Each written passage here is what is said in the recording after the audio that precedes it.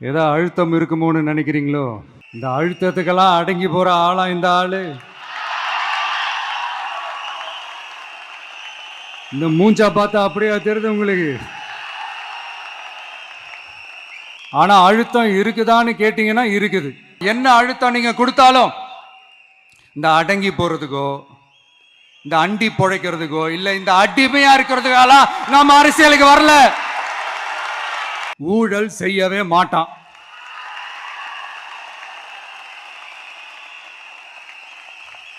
ஒரு பைசா தொட மாட்டான். எனக்கு அது அவசியமே இல்லை. புரிஞ்சுங்களா உங்களுக்கு? எனக்கு அதை தொட வேண்டிய அவசியமே இல்லை. அதனால இந்த தீய சக்தியா இருக்கட்டும், இந்த ஊழல் சக்தியா இருக்கட்டும், ரெண்டு பேரும் தமிழ்நாட்டை ஆண்டவை கூடாது. இந்த ரெண்டு கட்சிகள், ஆண்ட கட்சியா இருக்கட்டும், இப்ப ஆள்ற கட்சியா இருக்கட்டும், அவங்கள பொறுத்த வரைக்கும் பூத்துனா என்ன தெரியும்ல? கள்ள ஓட்டு போடுற இடம். இந்த தீய சக்தியோட தில்லு முள்ளுலாம் அவங்களுக்கே நல்லா தெரியும். முழிச்சிட்டு இருக்கும் போது முழியை தோண்டி எடுத்துட்டு போற கூட்டம். அதனால கொஞ்சம் ஜாக்கிரதையா இருக்கணும். நம்மளுடைய இந்த டிவிகே படை நட்பு சக்தி இருந்தாலும் இல்லைனாலும் தனியாவும் நின்று கெத்தா ஜெயிக்கிற அளவுக்கு ஒரு மிகப்பெரிய படை.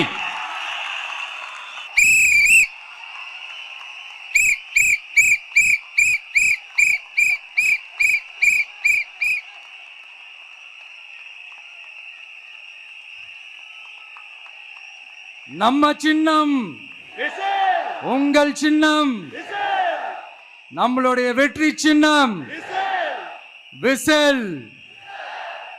கப்பு முக்கியம் பகிலே. காவிய தமிழை கம்பர் தந்தார், கவிதை தமிழை இளங்கோ தந்தார், வாழ்வியல் தமிழை வள்ளுவர் தந்தார்.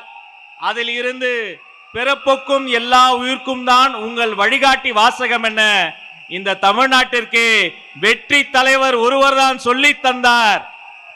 அண்ணன் சொன்னது போல விசில்ஸ் நான் வந்துருச்சுன்னு ஓடி போய் பொதுச் செயலாளர்கிட்ட முதல்ல நான் தான் சொன்னேன்.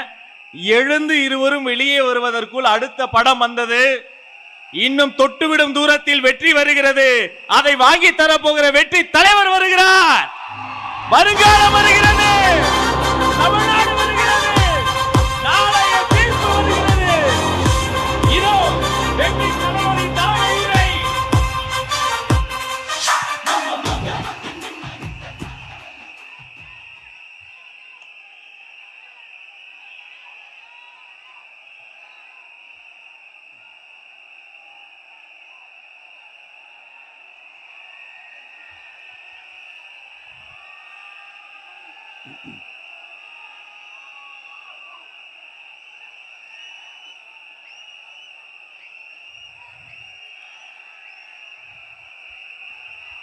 நம்மளுடைய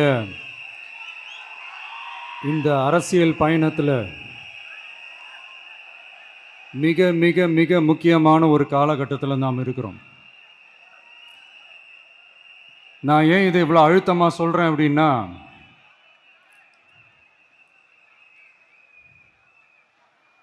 ஏதோ அழுத்தம் இருக்குமோன்னு நினைக்கிறீங்களோ? அழுத்தமா நமக்கா?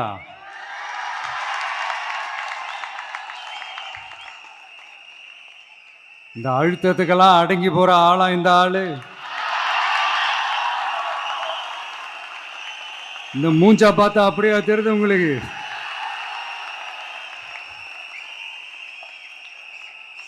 அதனால அப்படியெல்லாம் நடக்காது. அதுவும் முக்கியமா நம்ம கிட்ட அதெல்லாம் நடக்கவே நடக்காது. ஆனா அழுத்தம் இருக்குதான்னு கேட்டீங்கன்னா இருக்குது. அது நான் இல்லைன்னு சொல்ல வரல. நமக்கு இல்ல, மக்களுக்கு. தமிழ்நாட்டை இதுக்கு முன்னாடி ஆண்டவங்களும் சரி பாஜகவுக்கு அடிமையாக தான் இருந்திருக்கிறாங்க. ஸோ அவங்கள நம்பியும் ஒரு பிரயோஜனமும் இல்லை. இப்போ ஆண்டுகிட்டு இருக்கிற இந்த திமுக அரசாச்சும் நமக்கு ஏதாவது செய்வாங்கன்னு பார்த்தா இவங்களும் அவங்கள மாதிரியே தான். இன்னும் சொல்ல போனால் ஒரு படி மேலே, இன்னும் மோசம். அவங்களாச்சும் நேரடியாக சரண்டர் ஆகி இருப்பாங்க, இவங்க மறைமுகமாக சரண்டர் ஆகி இருக்கிறாங்க. அவ்வளோதான் வித்தியாசம்.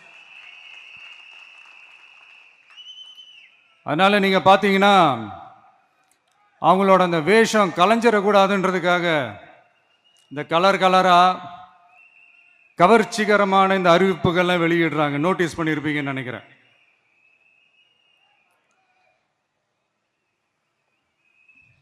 அதனால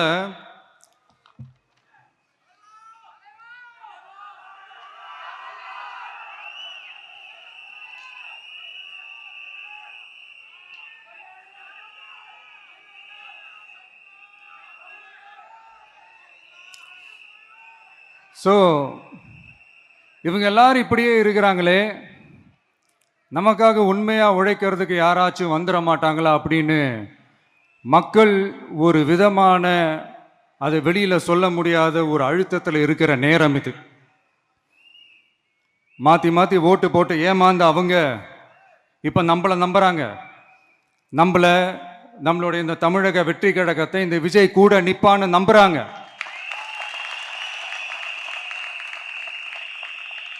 நம்மளை நம்புறவங்களுக்காக நாம நம்பிக்கையோடு இருக்கணும்ல.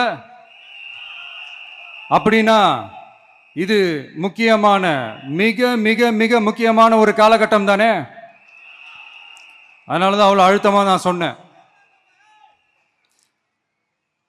இந்த தேர்தல், இந்த கூட்டணி, இதெல்லாம் பற்றி நிறைய இந்த ஹேஷியங்கள் ஜோஷியங்கள் எல்லாம் நடந்துகிட்டு இருக்கு இல்லையா.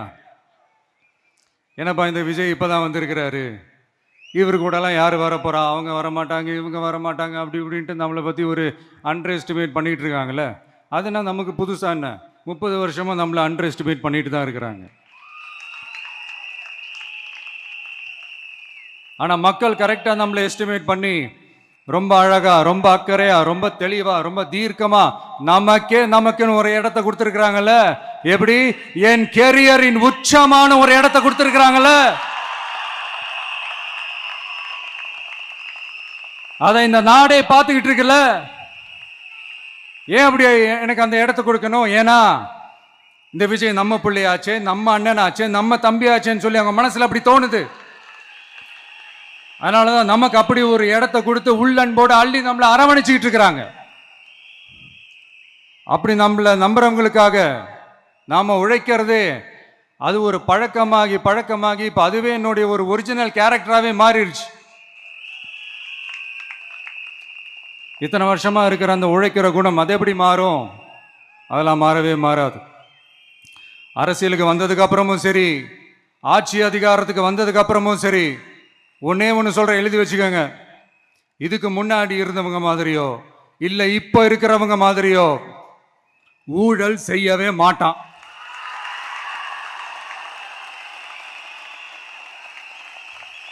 ஒரு பைசா தொட மாட்டான். எனக்கு அது அவசியமே இல்லை. புரிஞ்சுங்களா உங்களுக்கு? எனக்கு அதை தொட வேண்டிய அவசியமே இல்லை.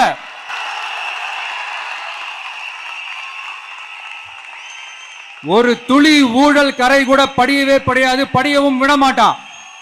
நீங்க கேட்கலாம், இது என்ன சினிமாவா, இது என்ன முதல்வன் படமா, ஒரே நாள் நம்ம வந்து இவர் எல்லாத்தையும் கிளீன் பண்ணிடுவாரான்னு நீங்க கேட்கலாம். ஓகே, பிராக்டிகலா அது பாசிபிள் இல்லதான். But it is a process, right? It is a process.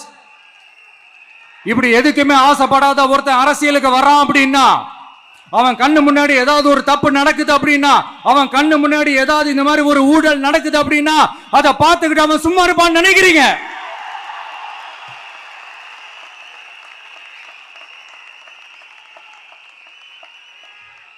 அதனால இந்த தீய சக்தியா இருக்கட்டும், இந்த ஊழல் சக்தியா இருக்கட்டும், 2 பேரும் தமிழ்நாட்டை ஆண்டவை கூடாது. அப்படிப்பட்ட இந்த கட்சிகளை உண்மையா தில்லா எதிர்க்கிற அந்த கட்ஸும் கெத்தும் நம்ம கிட்ட மட்டும்தான் இருக்கு.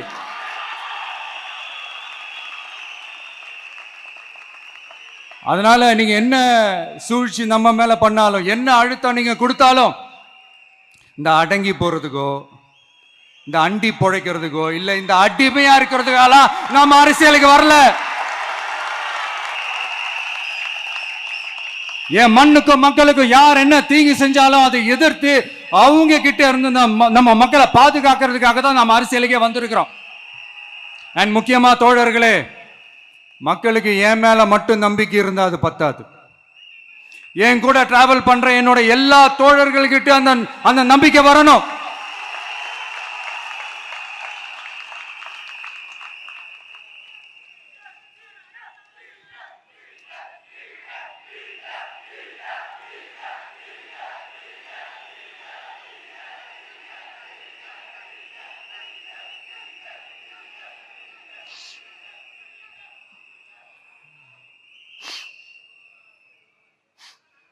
அந்த நம்பிக்கை இல்லைன்னு நான் சொல்ல வரல, இருக்குது.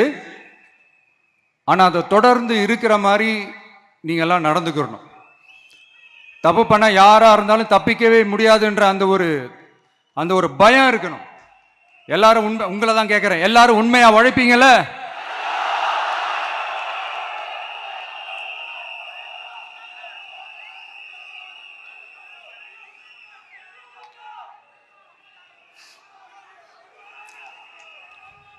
யாருக்காகவும் எதுக்காகவும் நம்மளோட அரசியல்ல காம்ப்ரமைஸ் பண்ணிக்கவே கூடாது, செய்வீங்கல்ல?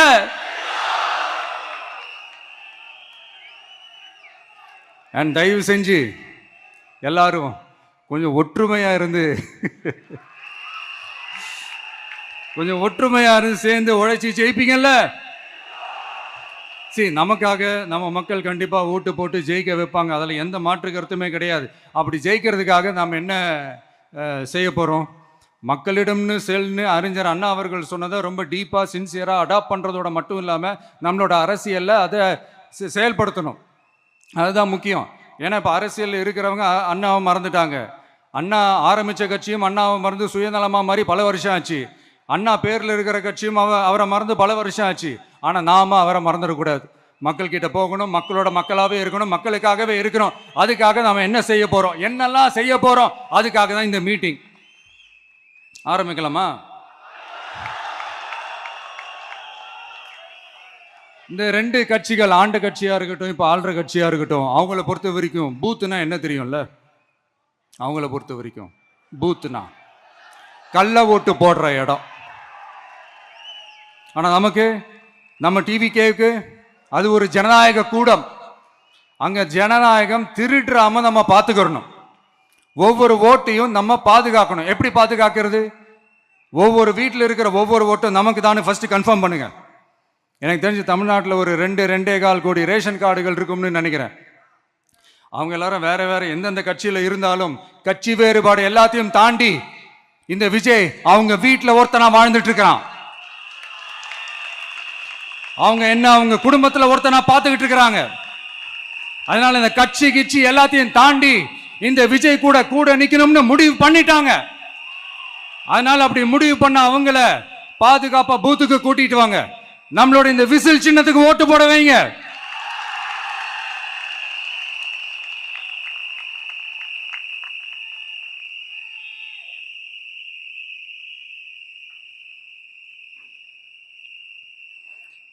ஒன்றியம், நகரம், பேரூர், பகுதி, கிளைன்னு இங்க வந்திருக்கிற நம்மள எல்லார் நிர்வாகிகளும் தான் நம்ம கட்சியினுடைய ஆணி வேர்.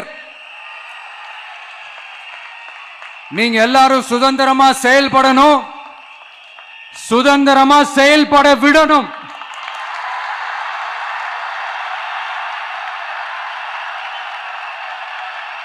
நீங்க ஒவ்வொருத்தரும் எனக்கு முக்கியம்.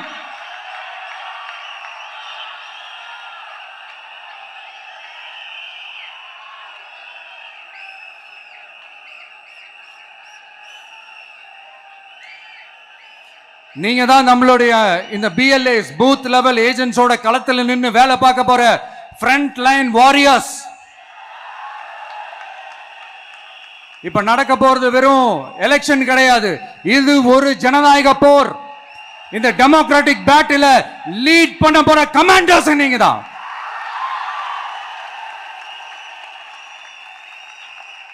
நான் ஏன் இது இவ்வளவு ஸ்ட்ரெஸ் பண்ணி சொல்றேன் அப்படின்னா, இந்த தீய சக்தி எப்படி, இந்த தீய சக்தியோட தில்லு முள்ளுலாம் உங்களுக்கே நல்லா தெரியும். முழிச்சிட்டு இருக்கும் போது முழியை தோண்டி எடுத்துட்டு போற கூட்டம். அதனால கொஞ்சம் ஜாக்கிரதையா இருக்கணும். நம்ம எலெக்ஷனுக்கு இன்னும் 3 மாசம் தான் இருக்குது, அவ்வளவு கூட இல்லைன்னு நினைக்கிறேன். இந்த 3 மாசத்துல நீங்க செய்ய போற அந்த களப்பணியில தான் நம்மளுடைய வெற்றியே இருக்குது. உங்களுக்கு இந்த விஜய் பிடிக்கும்ன்றது உண்மைனா, சத்தியம்னா, உங்களோட உழைப்புல அதை காட்டுங்க. அப்புறம் நாங்க அறிவிக்க போற வேட்பாளர்களுக்கு நீங்க உங்களுடைய முழு ஒத்துழைப்பை நீங்க கொடுக்கணும். கொடுப்பீங்க தானே?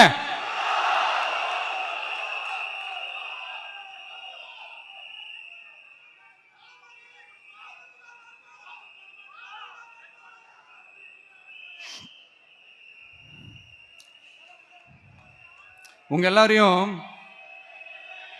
ஒரு எனர்ஜைஸ் பண்ற மாதிரி உண்மையா நடந்த ஒரு கதை ஒன்று சொல்றேன்.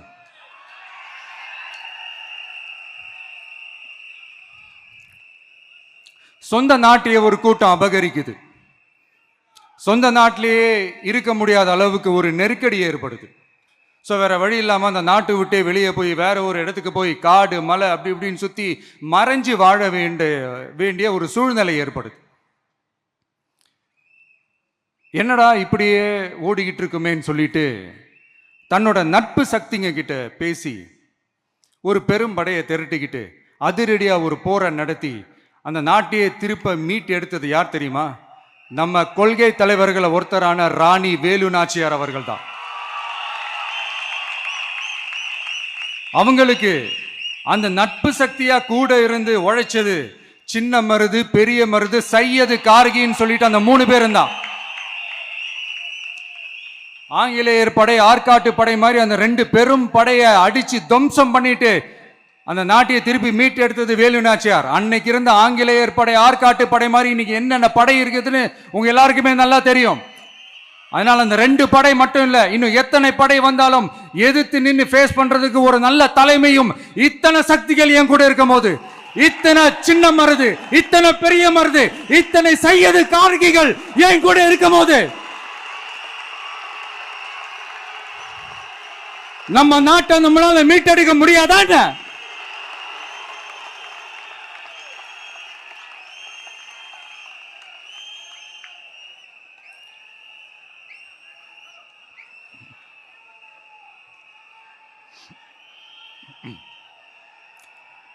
அதுவும் இந்த படை, நம்மளுடைய இந்த டிவிகே படை நட்பு சக்தி இருந்தாலும் இல்லைனாலும் தனியாவும் நின்று கெத்தா ஜெயிக்கிற அளவுக்கு ஒரு மிகப்பெரிய படை. அதுலயும் ரொம்ப முக்கியமா இன்னைக்கு இந்த கூட்டத்துக்கு வரலனாலும் நான் அந்த போர்ல நடந்த அந்த கதை மாதிரி கட்ஸான குயில்கள் நிறைந்த பெண்கள் படையும் நம்மளோட இருக்கிறாங்க. அந்த பெண்கள் படையை பார்த்துதான் அரசியல் அரங்கமே அதிர்ந்து போயிருக்குது. அதனால எல்லாரும் ஒரு நிமிஷம் எனக்காக எந்திரிச்சு நில்லுங்களேன் ப்ளீஸ். நான் சொல்றதை கொஞ்சம் ரிப்பீட் பண்ணுங்க. இந்த 2026 சட்டமன்ற தேர்தல்ல நாம எல்லாரும் உண்மையாக உழைப்போம், சத்தியமாக உழைப்போம், உறுதியாக உழைப்போம், ஒற்றுமையாக உழைப்போம். தேங்க்யூ. Please sit down.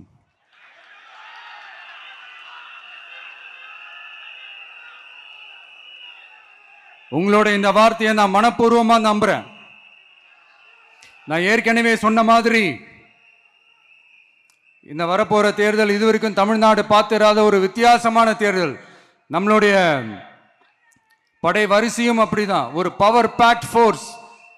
இவ்வளவு நாள் இதை நாம மட்டும்தான் சொல்லிக்கிட்டு இருந்தோம். இப்ப கொஞ்சம் கொஞ்சமா அதை வெளியில சொல்ல ஆரம்பிக்கிறாங்க. என்னடா இந்த விஜய் கூட இருக்கிற ஃபோர்ஸை பார்த்தா சாதாரண ஃபோர்ஸ் மாதிரி தெரியல, மிலிட்ரியோட பெரிய ஃபோர்ஸா இருக்குது, வரப்போற எலெக்ஷனை கணிக்கவே முடியல, அப்படி இப்படின்னு சில குரல்கள்லாம் கேட்க ஆரம்பிக்குது. கணிக்கவே முடியலன்னு அவங்க வேணா சொல்லலாம், ஆனா மக்கள் ஆல்ரெடி கணிச்சு முடிச்சுட்டாங்க. அவங்க மனசை நல்லா புரிஞ்சு வச்சிருக்கிற நமக்கு அது நல்லாவே தெரியும். அதனால இந்த எலெக்ஷன் ரிசல்ட்டுக்கு அப்புறம் இந்த தீய சக்தி கிட்ட இருந்தோம், இந்த ஊழல்வாத அடிமை சக்தி கிட்ட இருந்தோம் தமிழ்நாட்டை மீட்டுட்டோம்னு உறுதியா அறிவிப்போம். அதுல என்ன மாற்று கருத்து கிடையாது. அதனால என் நெஞ்சில் குடியிருக்கும் தோழர்களே, தோழிகளே, உங்களோட நான் இருக்கேன், நம்மளோட நம்ம மக்கள் இருக்கிறாங்க. இதுக்கு மேல என்ன வேணும்? கான்பிடண்டா இருங்க, நல்லதே நடக்கும், வெற்றி நிச்சயம். மீண்டும் சந்திக்கும் வரை நன்றி, வணக்கம். தமிழக வெற்றி கழகத்தின் வெற்றி தலைவர், தர்மத்தாயின் தவ புதல்வன், தலைவரின் பொற்கரங்களால் ப்ளீஸ் சார், ப்ளீஸ் சார்.